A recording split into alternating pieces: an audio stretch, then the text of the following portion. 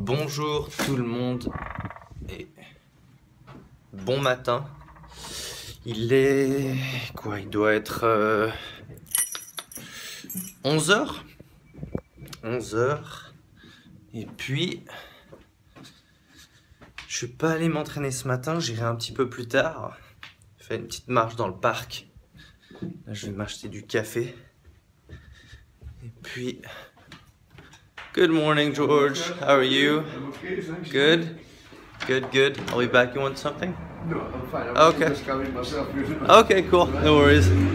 Donc, ouais, donc j'ai reçu des questions de personnes qui me demandaient comment est-ce que je mange finalement. Parce que j'ai dit que je mange qu'une seule fois par jour. Ça c'est vraiment cool, regardez ça.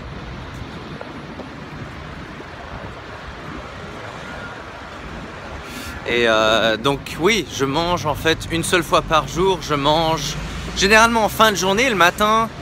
Je fonctionne plutôt à l'eau et au café. Puis je fais aussi un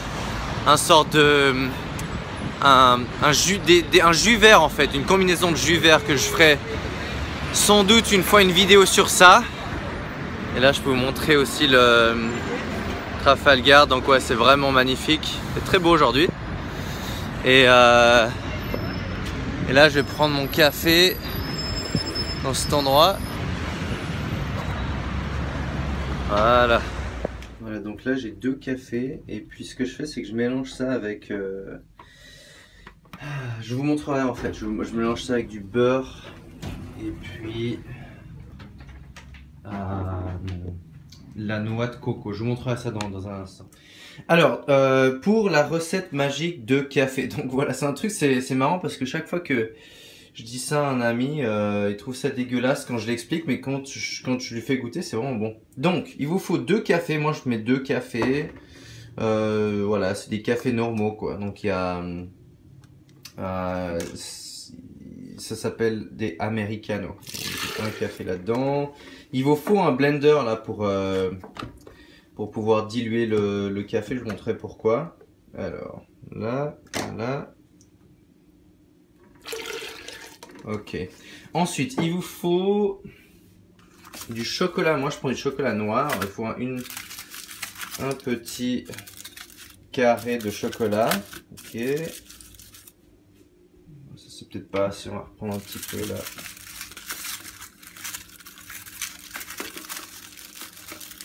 Voilà. Et puis, allez, on va mettre l'entier. Ensuite, de l'huile de noix de coco. On va prendre une cuillère. Il nous faut de la poudre de ma maman est turque, donc ça c'est du comment ça s'appelle, de la cannelle moulue, donc de la poudre. On va mettre un petit peu, vous mettez ça comme ça, pas beaucoup, c'est juste pour le goût. Alors ça, vous allez prendre à peu près une cuillère de noix de coco, d'huile de noix de coco, donc on met ça là. Ensuite on va prendre du beurre. Et pour le beurre, vous allez prendre à peu près voilà 2 sur 2 cm. Je vais mettre ça là. Et puis ensuite, moi je mets toujours un petit peu d'eau encore. Et puis ensuite, on va mettre ça dans le mixer. Okay. Donc voilà, après ça donne ça. Donc c'est une texture, bah, c'est du café normal. La seule différence, c'est qu'il y a comme j'ai dit, du beurre. Il y a de la noix de coco. Et ce que ça fait, c'est que vu que le beurre et la noix de coco, il y a beaucoup de gras, et c'est très bon le gras pour la santé. Je ne vais pas entrer dans les détails pourquoi, mais je vous conseille de lire sur internet les avantages et les bienfaits de la noix de coco, et puis aussi de la cannelle. Et donc ça me fait en fait, parce que j'ai dilué aussi avec un peu d'eau, donc ça me fait en fait 3 tasses. Mais finalement c'est un café et demi finalement, c'est juste que c'est un peu plus dilué. Puis voilà, donc je bois ça le matin, ce qui fait que ça me tient en fait, ça me permet de pas manger jusqu'à, de pas avoir faim jusqu'à environ 17h.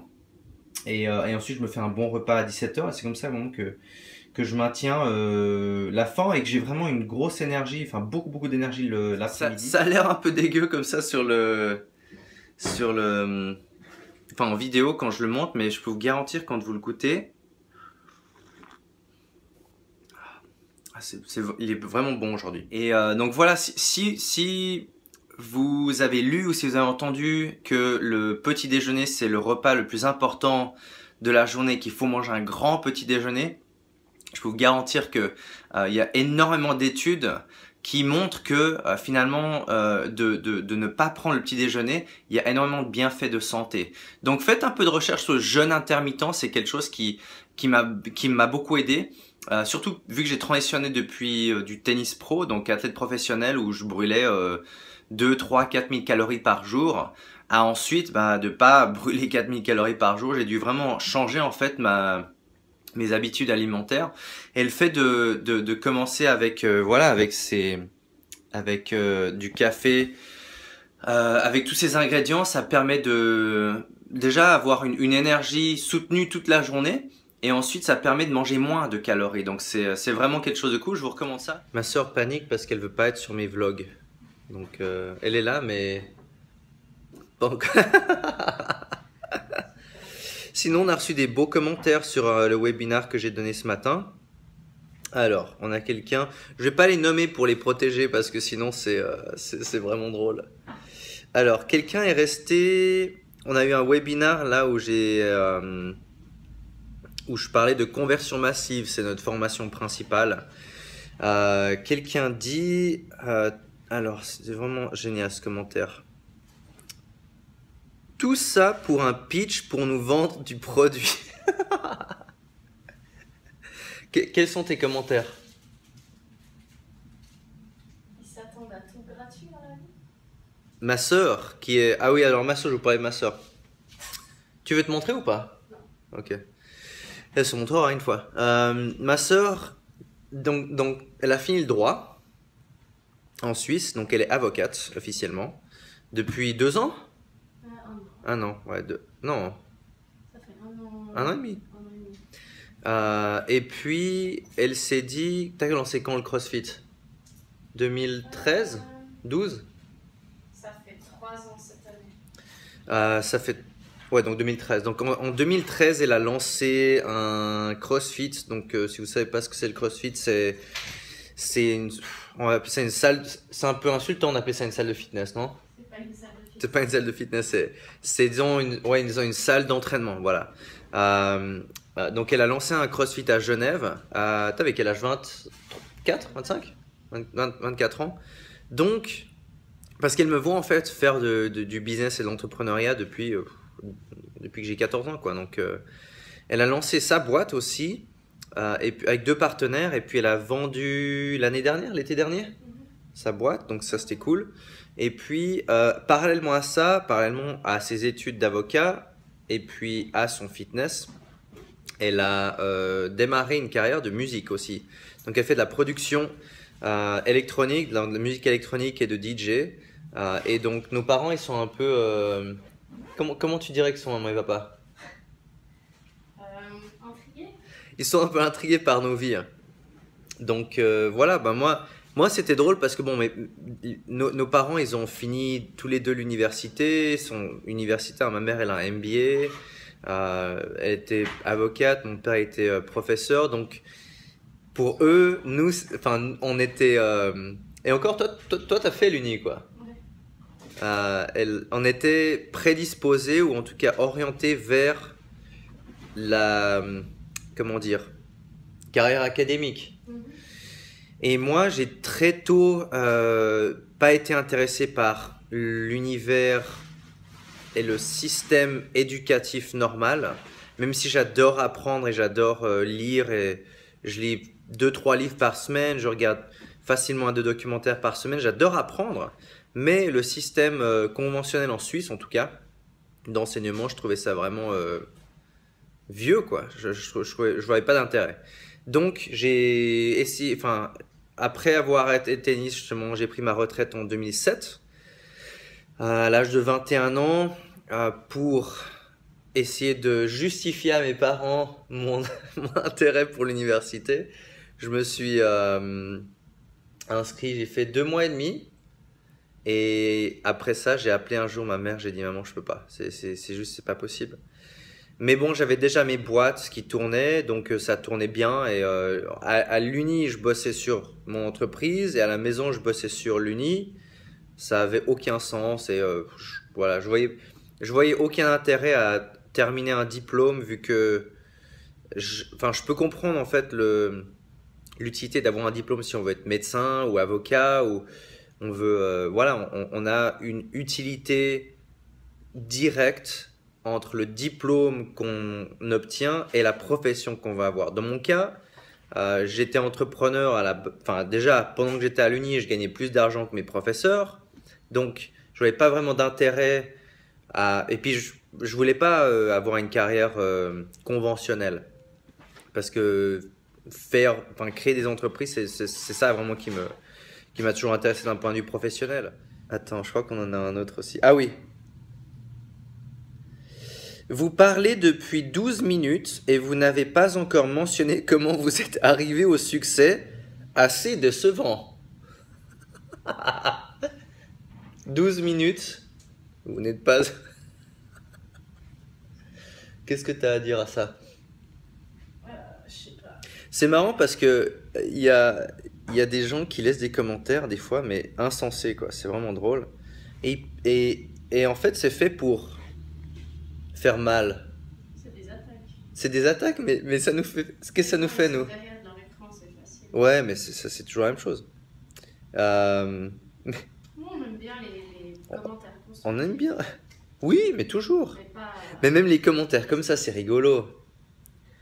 Vous parlez depuis 12 minutes et vous n'avez pas encore mentionné comment vous êtes... Qu'est-ce que tu veux faire en 12 minutes? Sérieux. Moi, j'arrive pas à faire grand-chose en 12 minutes. Alors, voyons voir.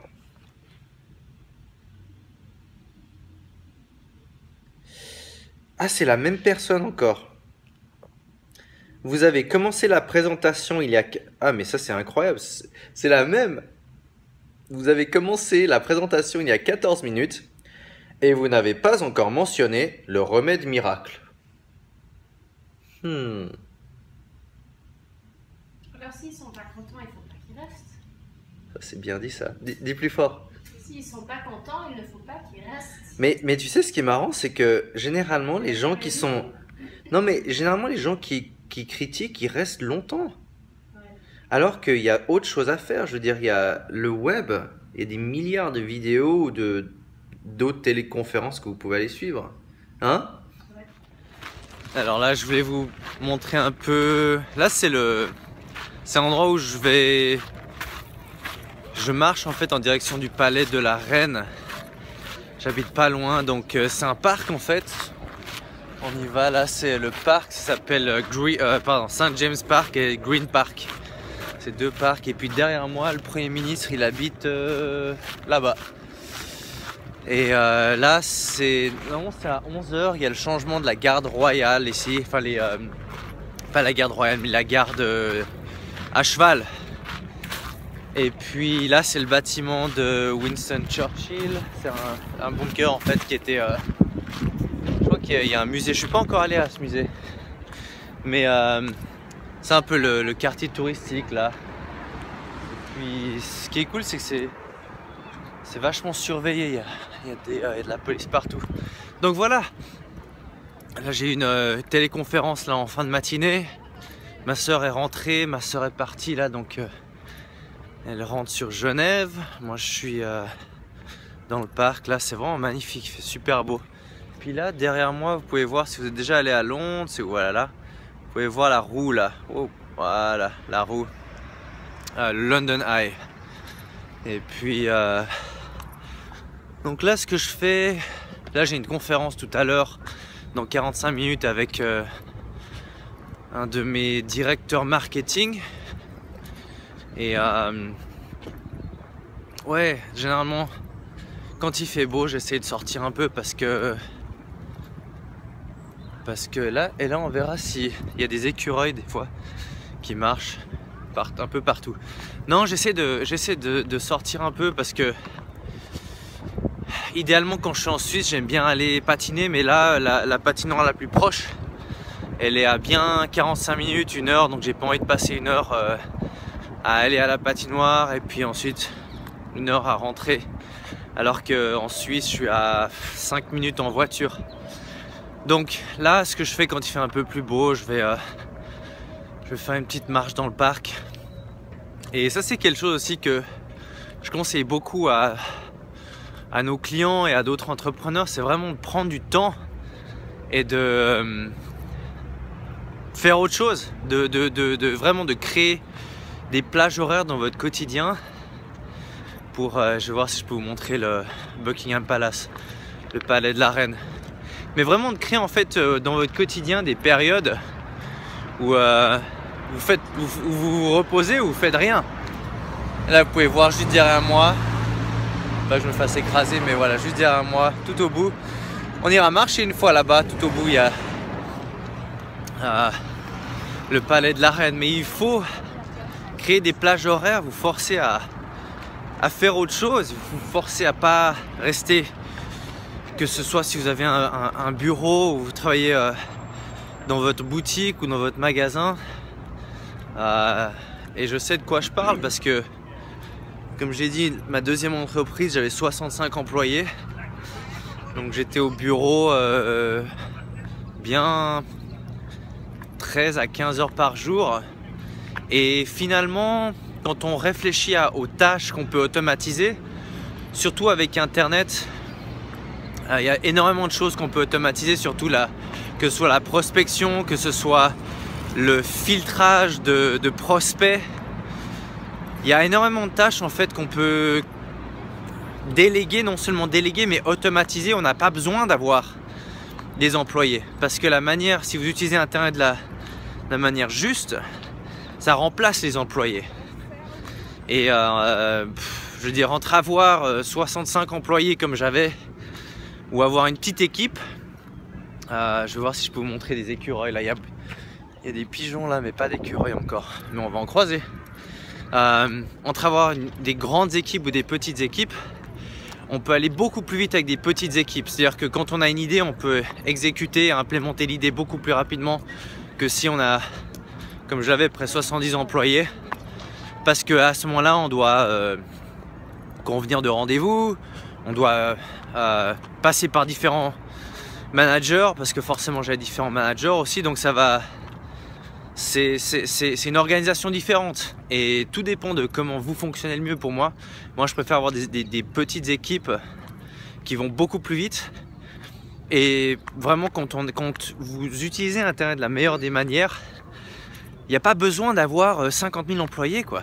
Parce que Internet vous donne les outils vraiment pour automatiser un maximum la prospection et le filtrage de prospects, ce qui fait qu'après, pas vraiment besoin d'avoir des dizaines ou des centaines de commerciaux.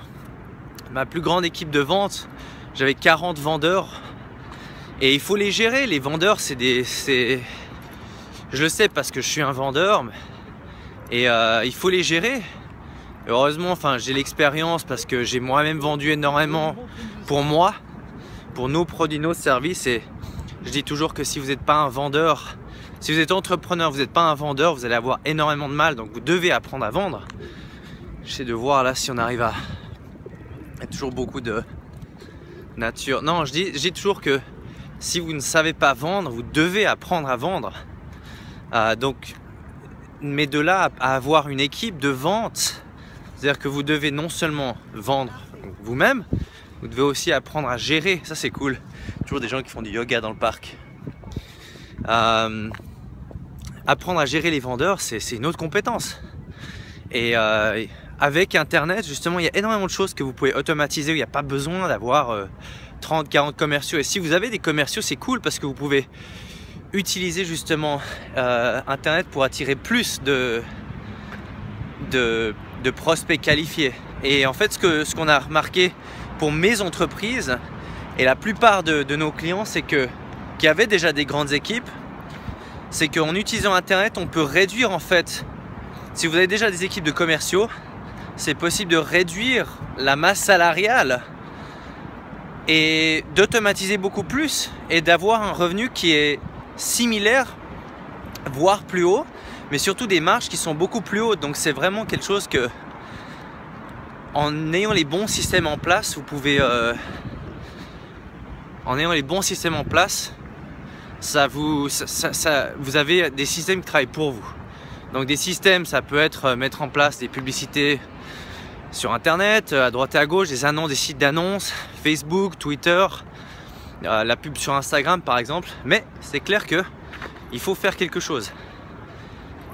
Donc voilà, concernant comment ça se fait que j'ai autant de temps libre. Et ah voilà, je vais voir. Toujours pas vu d'écureuil là. Mais là il y a toujours des canards qui se promènent. Je vais essayer de voir si on arrive à voir un écureuil. Donc voilà, cet après-midi j'ai une conférence dans à peu près 45 minutes. Et puis j'essaie de voir, mais apparemment les écureuils sont pas de sortie aujourd'hui. Une conférence dans 45 minutes. Ensuite je dois enregistrer quelques vidéos pour nos membres. Et puis ensuite en fin de journée j'irai au cinéma. Puis je vois un ami ensuite, rendez-vous avec un ami entrepreneur. Et puis aussi un réalisateur de films ici à Londres. Ah voilà. Voilà, je sais pas si vous arrivez à le voir. Là. Voilà. Et c'est marrant parce que... Ouais, il y a une équipe là. C'est marrant parce que ils sont là et quand vous arrivez avec un peu de nourriture, ils viennent puis ils vous sautent dans la main, c'est marrant. Ah oui, une autre question que j'ai reçue, c'est pourquoi est-ce que j'ai cette bande verte? En fait, je me suis blessé à la hanche il y a à peu près 3 ans, à la même période en fait de quand j'ai investi et dans une des affaires que j'ai perdu plus d'1 million d'euros. Donc pendant cette période là aussi j'ai fait et ça c'est marrant parce qu'il y a du monde là et tout le monde regarde. Quoique il y a beaucoup d'asiatiques qui se prennent avec des caméras, donc je suis pas le seul avec une caméra dans la main. Non mais en fait je me suis blessé à la hanche très gravement il y a à peu près 3 ans. 3 ans exactement. Et vu que j'ai joué au tennis pendant voilà 18 ans de ma vie, les hanches sont vraiment sollicitées en fait au tennis vu qu'il y a tellement de rotation et de contraintes sur les articulations, surtout sur les hanches. Et il y a beaucoup de joueurs professionnels qui sont opérés des hanches à la fin de leur carrière. Et moi, donc, comme j'ai dit, je viens d'avoir 30 ans, donc je serai en fin de carrière. Français? Ouais! Voilà, donc il y a pas mal de francophones ici. Et non, je disais, vu que les hanches sont vraiment très sollicitées quand on joue au tennis, c'est problématique. Et puis j'ai eu un accident pendant que je m'entraînais. Je me suis blessé à la hanche gauche et j'étais hospitalisé quelques jours. Et puis ils voulaient opérer, mais quand on s'est opéré de la hanche, c'est le début de la fin en fait pour les hanches, parce qu'après c'était il y a 3 ans, donc j'avais 27 ans. Et puis c'est à dire qu'à 40 ans ils m'ont dit, après à peu près 10 ans après l'opération, ils auraient dû me mettre une prothèse. Et c'était quelque chose que je voulais vraiment pas avoir, donc une prothèse à 37 ou 40 ans, non merci. Mais l'autre option, c'était d'avoir de me guérir tout seul en fait, donc de passer par des ostéos, des physios, et puis changer complètement en fait l'utilisation de mes hanches et la mobilité. Donc maintenant je fais énormément d'exercices de mobilité, et donc cette grosse élastique, je vais me poser dans le parc un peu et puis faire un peu de mobilité. Ça va au-delà du yoga, c'est vraiment, j'utilise l'élastique. Je ferai une partie d'une vidéo. J'essaie de voir s'il y a des écureuils, mais je ferai une vidéo où je vous montrerai un peu les exercices de hanche. Donc si vous avez des problèmes au bas du dos, si vous êtes assis longtemps toute la journée, je vous montrerai un petit peu des exercices qui peuvent alléger, en tout cas avec moi, qui m'ont énormément aidé à alléger les douleurs. Donc voilà, allez, je vais m'entraîner un petit peu et puis on discutera tout à l'heure. Je suis sur Trafalgar là. Et vous vous rappelez dans la vidéo 1, je vous ai dit qu'il y avait des artistes ici qui peignaient dans la rue, regardez ça.